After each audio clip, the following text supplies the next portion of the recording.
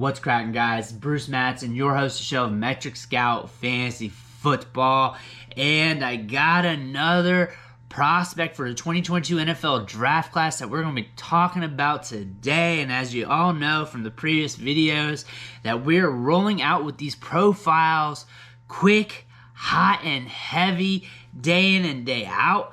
If that's something you're interested in, if you want to keep up with these college prospects or hitting the draft, so you can get ready for your Dynasty rookie drafts here in springtime or whenever you have your draft, and you better hit that subscribe button because we're going to be cocked, locked, and loaded with NFL draft content. But today we're going to be covering Breece Hall, running back from Iowa State. So he's listed at 6'1", 220 pounds. He's team thick. He's got the size to get it done at the NFL level. Another thing to take into account with him, he's only 20 years old. He'll be 21 in May, so he will be a younger rookie.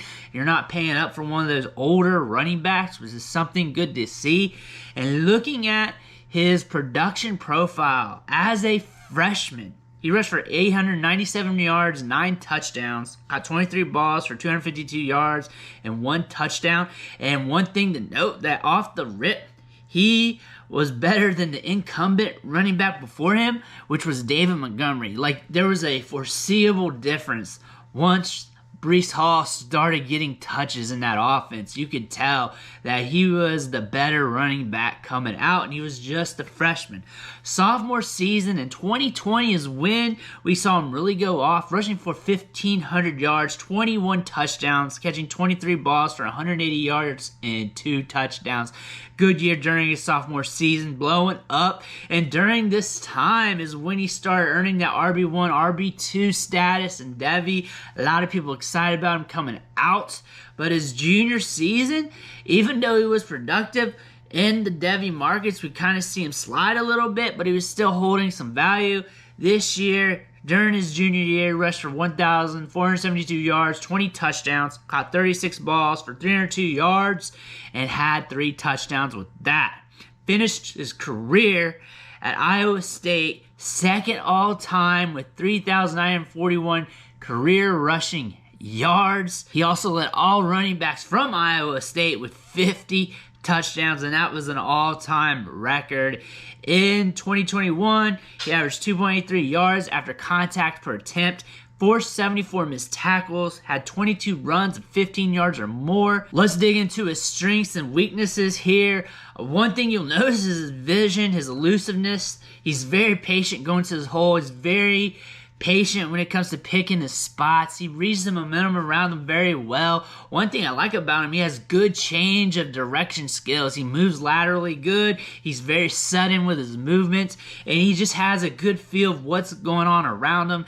Has a decent dead leg, knows how to use it, knows how to use his head to sell the dead leg, and just has those little micro movements in the open field that allows him to create separation from the defender. Of course, 6'1", 220 pounds, he has good size. That'll allow him to push the pile at the point of contact, allow him to fall forward. His main weakness that I don't like when I see his tape, and it is his long speed. I am a fan of size-adjusted speed when it comes to running backs. I like my running backs thick, and I like them fast. And that's just something that Hall doesn't have. That does not mean he can't be competitive at the NFL level, because there's plenty of running backs with this profile here of being around 220 pounds, running in the 4.5s, 4.6s, or whatever, and still be able to turn out some production. He's just not Jonathan Taylor quick. He's not going to be a threat to score from anywhere on the field. However, his vision, his power, his ability to read momentum of the guys around him, his elusiveness, and then combine that with his change of direction skills, that's going to allow him to compete at the NFL level, allow him to be productive, and allow him to be a key piece for his new NFL team. We're looking at him being drafted in the second round of this year's draft. At worst, maybe third round. Looking at mock drafts, on average, though, he's going around the second round. I feel like that's where he's probably going to be valued. I don't see any running back getting drafted in the first round unless we start hearing some buzz coming out from the media, like some NFL teams like Kenneth Walker, Breece Hall, or Isaiah Spiller. One of those 3 in the first round. There's a chance 1, maybe 2 could fall at the tail end. I don't see it, but it could happen. We've seen it before.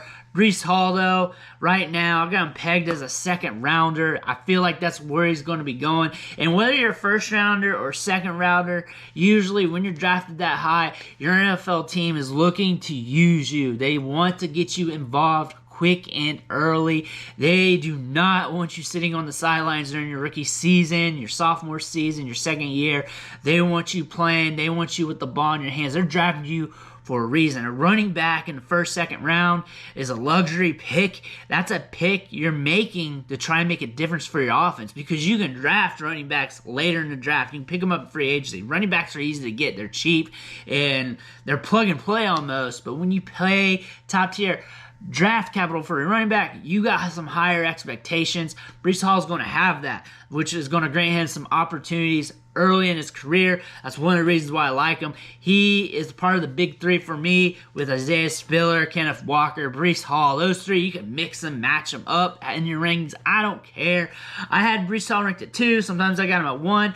A while back, I had number 1 running back overall in my Devy rankings. So really, Breece Hall, he's been up there for me. He's been over the map. I had Isaiah Spiller ahead of him for a bit. Now I'm more and more up to Breece Hall, and I feel like these 3 running backs is going to be like that, along with Kenneth Walker. You can't go wrong with any of them until we figure out where their landing spot is, because they are, when it comes to talent perspective, pretty tight with one another. But I like Breece Hall. If you like him, you have him as your number 1 back, good on you, because he is a solid player. If you have him as 2 or 3, same deal. 1, 2, and 3 is pretty close with me this season as of right now. I like him. I think he's a good back. I don't like this running back class per se. I don't feel like this running back class is studly on the top end, but you do have to pick your spots here when you're ranking a class.